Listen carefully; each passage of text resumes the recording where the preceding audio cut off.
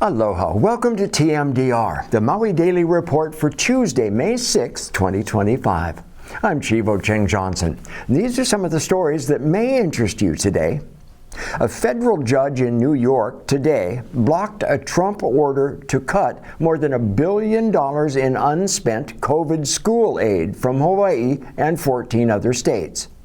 The money is meant to address long-term effects of COVID, like tutoring students who fell behind, upgrades to school buildings, food for homeless students, and other things. The U.S. Secretary of Education, whose job it is to dismantle education, says the states had ample time to spend that money, and she wants to cancel the funding. Medicaid is also rumored to be on the chopping block, and Medicaid cuts would be devastating to people in Hawaii and 80 million people nationwide who cannot afford health care or have no health insurance. Known here as MedQuest, the program provides health care coverage for more than 400,000 residents, including 1 out of every 3 keiki in the state. So far, there have not been any cuts, but given the federal government's current stance, doctors, healthcare workers, hospitals, and people in need are very worried. Hawaii's insurance commissioner, Jerry Bump, is warning consumers to bump up their property insurance or at least check their coverage before hurricane season starts up on June 1st. Many people do not know that standard homeowners and renters insurance policies typically do not cover hurricane and flood damage and must be purchased separately. Now, how would you like to make more than $114,000 a year working a part-time job? Your legislators do exactly that. They voted themselves 48% pay raises over a 6-year period. They blocked campaign reforms that would encourage people to run against them, refused to pass laws to clamp down on bribery, and gave themselves free child care that their constituents don't get. The pay hikes were not subject to public hearings either. State workers, by contrast, got only a 4% increase. 15-year-olds in Hawaii can't get a driver's license or vote in elections, but they can get married here. One of a shrinking number of states that allows underage marriage. A bill that would have outlawed the practice, raising the legal age of marriage to 18 without exceptions, passed the Hawaii House of Representatives this year, but failed to gain traction in the Senate. It's the 7th year in a row Hawaii lawmakers have considered a child marriage ban without passing one. Hawaii's charter schools are public schools. Students do not pay tuition and are mostly funded by the State Department of Education on a per-pupil basis. Charter schools are also non-sectarian.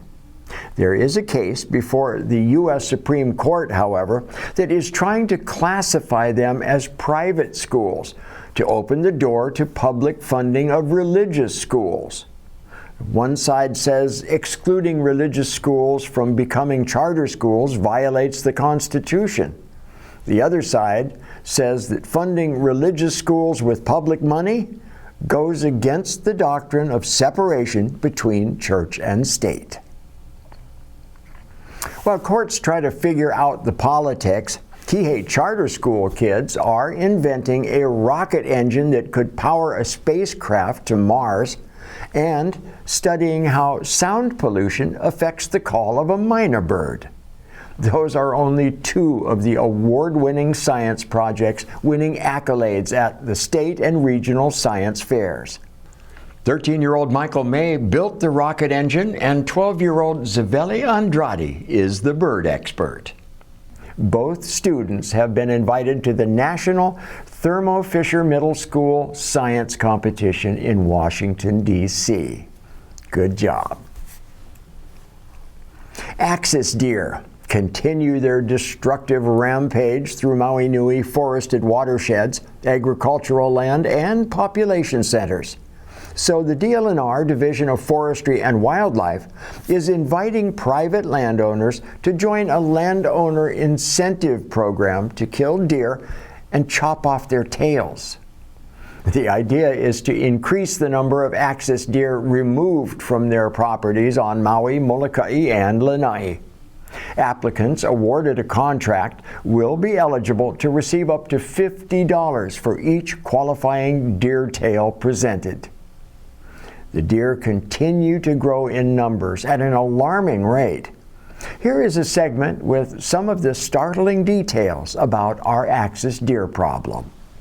Axis deer are overgrazing the land in Maui County. The concept of balance is critical, especially in island ecosystems. When the carrying capacity is exceeded, environmental degradation begins, such as erosion and changes in the water cycle and plant community. Over the last several years, there has been evidence that the carrying capacity of rangelands in Maui County is being exceeded, in particular with regard to axis deer, which roam freely on all three islands in the county. It is important that everyone on Maui, Molokai, and Lanai understands this situation. These islands are home to us all, and the condition of the land affects not only us, but future generations.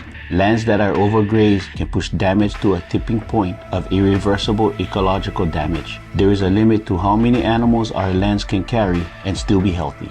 To help illustrate what is happening, let us walk through a scenario based on some assumptions about the deer herd on Maui. In this example, one of these equals 1,000 deer. In early 2022, a survey was done that found about 46,000 deer on part of Maui. Let's assume the deer population on Maui is 50,000 deer. Based on herd observations, it is estimated the herd is mostly female. So let's assume that 80% or 40,000 deer are female. Axis deer are known to be prolific producers. We will assume 90% of all the female deer give birth to one fawn each year, so that the herd will grow by 36,000 deer each year. According to reports, roughly 16,000 deer were hunted or harvested in 2022. Since this harvest rate is less than the estimated reproductive rate, we can logically conclude the herd will continue to grow. After 1 year, the herd is now up to 70,000, with more females reproducing and the herd growing again. If the numbers were too high at 50,000, causing overgrazing that was hurting the environment, the damage will get even worse every year unless we turn this around and start moving towards balancing the system. We can't make more land, we can't make it rain. The number of animals needs to be managed. Continued overgrazing by excessive wildlife populations will cause further degradation of land and nearshore waters in Maui County. This chart shows the projected exponential growth rate of deer populations in Maui County if we don't figure out how to effectively manage the population. If this happens, we can expect increasing conflict with people as deer get desperate and move into farms, residential, commercial, and resort areas and along roads. Bare ground will increase, and with that, soil erosion will increase, increasing flooding and affecting the quality of our air and water as soil blows and washes away. And when we lose too much soil, the land eventually cannot support vegetation. Without vegetation, the land cannot absorb water to help with recharging our aquifers. Bare ground is also hot, exacerbating drought effects for plants, animals, and people. Overgrazing can lead to eventual ecological collapse. This is just an example of how prolific the population growth of axis deer is and how significant the effort needs to be to manage the deer and keep their numbers at sustainable levels. The axis deer are native to Southeast Asia, where there are at least 9 natural predators that keep their population in check. Here in Maui County, there's only one: people. This is a big problem affecting our island. We need to work together in a coordinated effort to find solutions for the health of our land, our animals, our community, our future generations. Cute, but really harmful to the environment. The Hawaiian Tourism Authority is being characterized as a hostile work environment involving alleged racist and sexist comments that contributed to the resignations of 5 Native Hawaiians from HTA's leadership team. Multiple complaints are directed at Isaac Choi, HTA's Vice President of Finance and Acting Chief Administrative Officer. Choi denies the allegations. Senator Kurt Favela is calling for Choi's resignation and that of his boss, Department of Business, Economic Development, and Tourism Director Jimmy Tokioka, for doing nothing about the complaints and trying to cover them up. Advocating for water rights flows through the Lahaina native Paele Keakona's blood after being born and raised in Lahaina and the West Side, and his grandmother lost her home to the 2023 fire. The tragedy of losing his generational home spurred him into action by becoming one of the leaders of Lahaina Strong. Now Paele is on the board to fight for more public access to the 77% of controlled water on the west side. Keakona is set to begin this new position May 15th. Ho'okipa is not just a famous windsurfing spot. It is the Hawaiian word for hospitality, and following the success of its 2024 debut, the Ho'okipa Maui Marketplace returns May 29th at the Sheraton Maui Resort and Spa in Ka'anapali. Last year's inaugural event welcomed guest service professionals from across the island and showcased more than 80 local businesses. In response to the strongest interest and positive feedback, this year's event will once again feature trade show style format offering opportunities for in-person networking and discovery. It is good to see small businesses return to West Side, and word is getting out that Pau Bakery is Lahaina's freshest neighborhood spot. A stone's throw from Honokawai Beach Park, the husband and wife duo Mateus and Molly Mayer that created the shop bake recipes passed down from Mateus's mother Paula, like baked empanadas, sourdough loaves, and a variety of sweet treats. This month's screening of E Hoi Kanani I Moku'ula is a real head-turner. It's a 360-degree animated film and immersive experience about the rich history of Moku'ula, once the spiritual and political center of the Hawaiian Kingdom. It is happening this Friday, May 9th at 6 p.m. at the Maui Ocean Center's The Sphere. Doors open at 5:30 p.m. Reservations for this free event are required. Visit lahainarestorationevents.org for details. Sick of the VOG yet? We are too. But Kilauea doesn't care. Episode 20 of the volcano's on-again, off-again lava eruptions since December is about to start up again, with fountaining expected to blast off sometime today. Need a lawyer? It's Law Week, and up until Saturday, volunteer attorneys are giving free legal advice over the phone. Each evening from 6 to 7 p.m., you can call the legal hotline at 808-537-1868, and you can talk to an attorney for free. Although Earth Day was a couple of weeks ago, beach cleanups happen all year long. Here's a segment of about 70 volunteers trying to sort through 3 different beach cleanups that netted the usual suspects: industrial fishing nets, plastics, buoys, fish traps, and plenty more. Campbell Farrell with the nonprofit Love the Sea explains. Hi,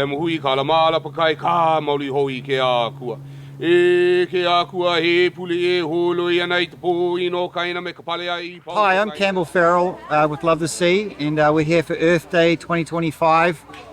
We have about 60 to 70 people from the community came in today to sort through plastic from 3 of our beach cleanups over the last couple of years. And yeah, as you can see, tons of industrial fishing equipment. That's generally the major culprit. We have got community trash, but if you look here, hagfish traps, that's all commercial fishing. All the buoys in the background. And then a ton of net as well. It's non-stop, guys. Our coastlines are just getting inundated with industrial commercial fishing gear. So vote with your dollar, buy from sustainable fishermen, divert plastic, say no to plastic, reduce, reuse, refuse. Love the Sea, you know, started 8 years ago, and we started on Oahu preparing for a concert that we put on, Ocean Aid, and we wanted to raise awareness for plastic in the ocean, and our first event was putting on this concert, and then after that we moved into doing something about it here in our local community. And you know, to not step on any toes, we sort of went and cleaned up areas that hadn't been cleaned before. So we started the Hard to Reach Beach cleanups. Today we had a collaboration. We have DJs that came in to put on music for us. We have Claude, a chef who's always cooking for Love the Sea. He's providing amazing food. Anne-Marie and Charlie, there's some local artists that are guiding the kids on art programs, making collages out of like plastic debris and things like that. So we're trying to make it fun and have people, you know, just be refreshed, but be reminded, you know, this job is never ending, and it takes a community to you know, make a difference here in Maui. We aim to do more cleanups. We've got a couple more hard to reach cleanups planned for out east towards Hana and Kahakaloa, and then we'll be coming back into the North Shore and going out into the north and west side. So lots to do. It's one step at a time, and we look forward to everybody's support. Clean beaches start with me! And that's it for today's Maui Daily Report. Mahalo for joining us, and please keep watching Akaku, channels 53, 54, and 55. You can watch Akaku at akaku.org or on your phone 24/7 with our app Maui Stream. If you're in your car, you can enjoy TMDR on the radio between 7 and 8 p.m. on KAKU 88.5 FM. This is how we stay connected. I'm Chivo Ching Johnson. Have an enjoyable Tuesday night. Be happy, stay healthy, and keep smiling. Aloha.